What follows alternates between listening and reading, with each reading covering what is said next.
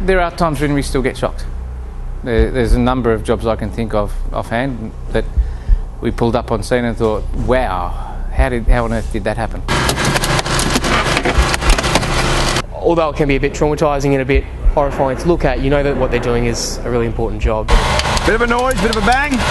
Even in small rural towns, I'm just blown away by how compassionate and their commitment to their community. We have a bit of an understanding in the unit that we don't expose people to things that we don't think they're ready to see.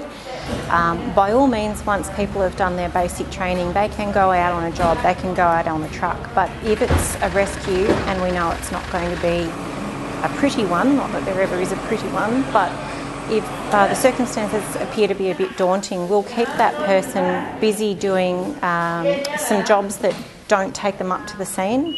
They might be fetching and carrying things from the truck for us, or they might be just doing some background work for us. They won't actually be in the scene until we deem them to have enough experience to be ready for that. For me personally, it was something that would take me that next step in my career. So once I graduate from uni as a paramedic, then it's something that will give me that advantage over other people in such a competitive field. It's something that you get to contribute to your community and get that experience hands-on nice and early. My background's in natural disasters actually. I've worked with fire, flood, drought, cyclone for about 10 to 15 years, and I've worked with SES groups across the country. And when I had the opportunity to join, I couldn't say no. It was just such an amazing opportunity. The people here are so full of life and passion and commitment and fun and empathy that, yeah, it is the most rewarding experience I've ever had. In Bendigo, we're very careful about how we approach these jobs, especially with the newer members. We do tend to take them under our wing on these jobs and get them involved in the rescue, but keep them away from the real gruesome stuff, if you like. And gradually we introduce them into closer to the scene as their training and as their experience develops.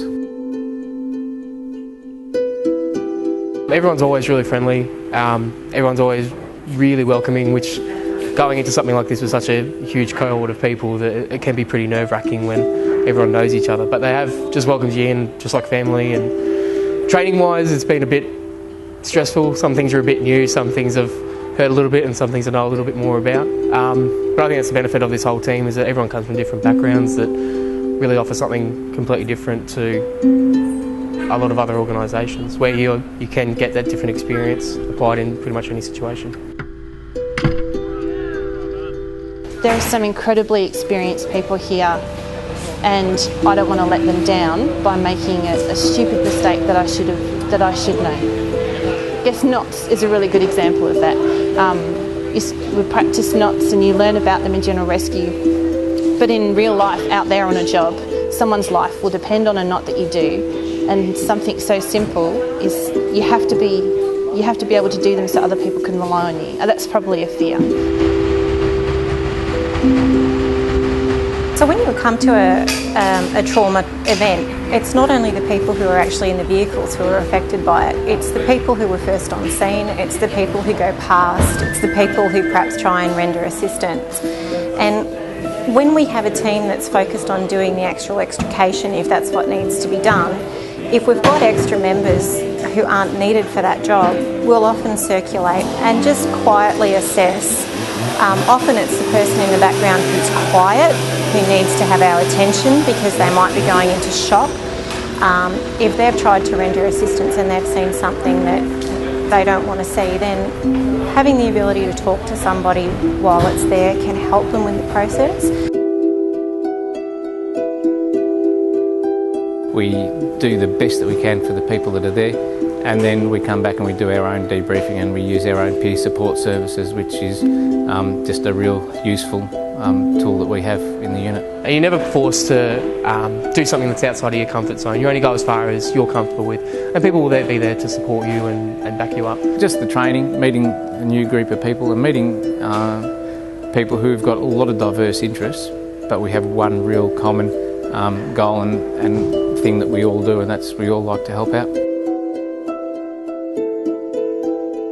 There's not a lot that scares me more so than letting down the people in the unit.